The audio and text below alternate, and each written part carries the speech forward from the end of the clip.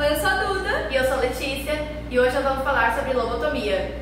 Sejam bem-vindos ao Astro Ensina!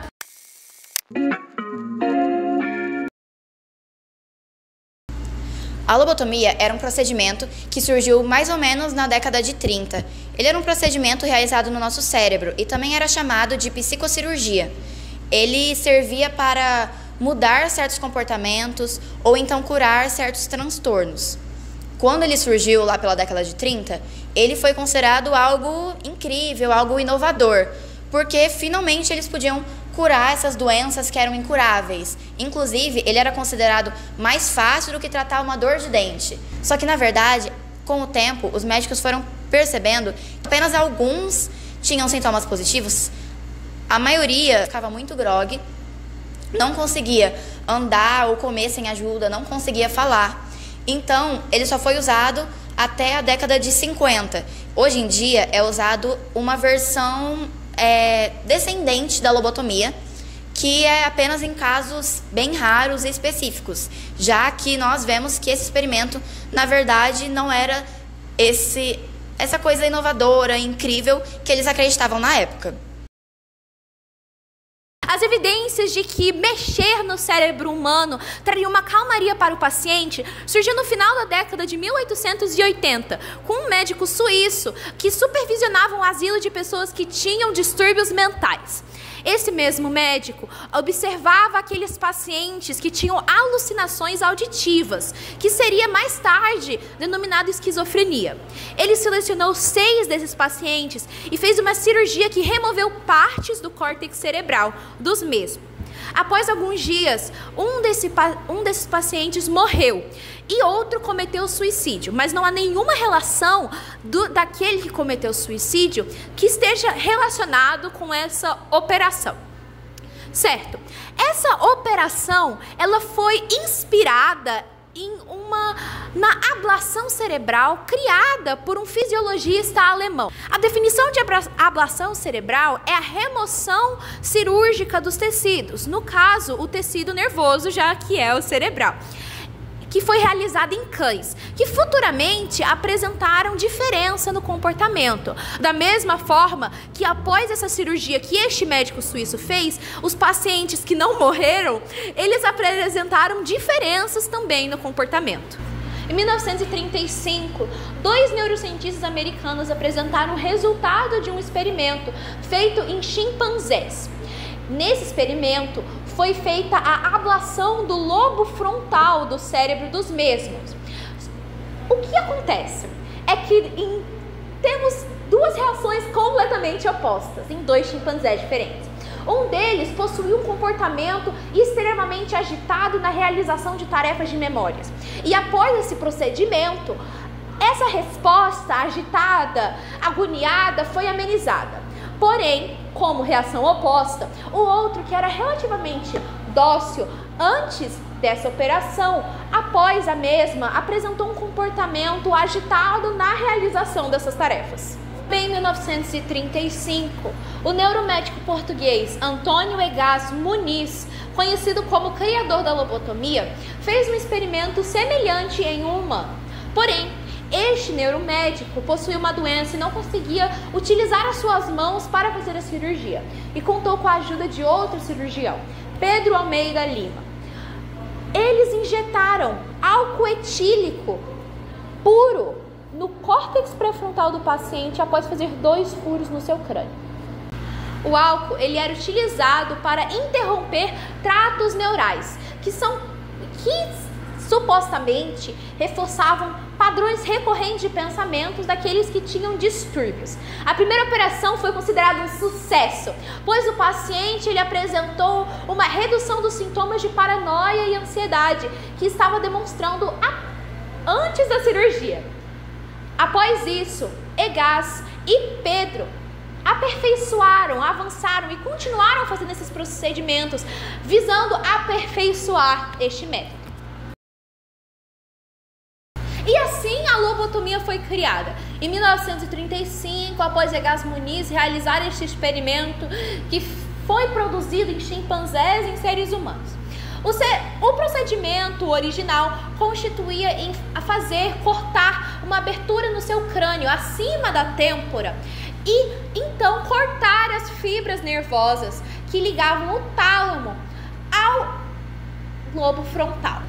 Lembrando que a lobotomia, que foi criada por Egas Muniz, era chamada de leucotomia, pois utilizava um instrumento chamado leucótomo, que ele foi projetado especificamente para cortar e interromper os tratos dessas fibras neurais.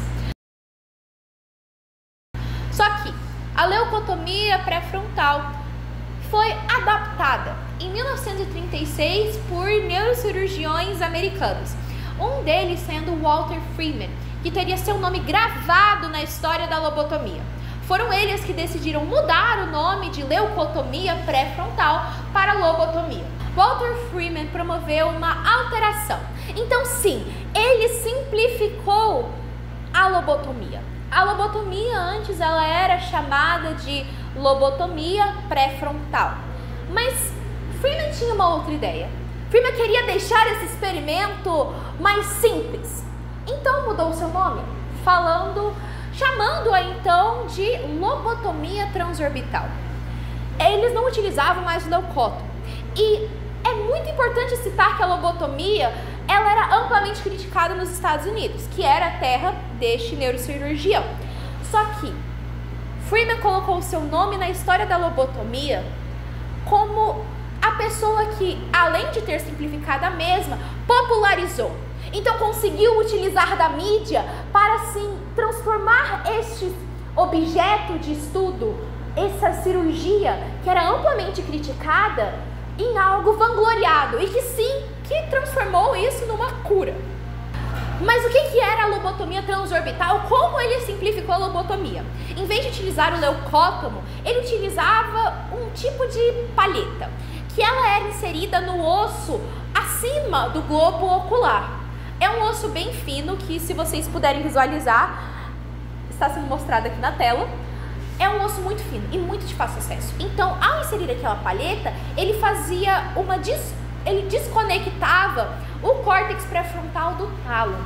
Então, imagine o seguinte: uma quantidade exorbitante de neurônios desconectados entre si, pois o sistema nervoso ele é feito de ligações, todo o nosso corpo é feito de ligações, especialmente o sistema nervoso. Então, ao desconectar uma mínima peça, você já faz um estrago enorme. Imagina desconectar o córtex pré-frontal do tálamo. Neurônios, uma quantidade exorbitante de neurônios simplesmente se conectando ao vazio. A lobotomia transorbital às vezes era realizada em menos de 10 minutos, até mesmo em transtornos mentais menores, como Freeman categorizava. Essa lobotomia apresentou diversos resultados controversos um ao outro. Alguns pacientes apresentavam melhora, mas muitos apresentavam apatia, falta de capacidade e uma resposta emocional muito devagar, tal ao que eles apresentavam antes da operação. Ainda por cima, a lobotomia começou a ter uma banalização.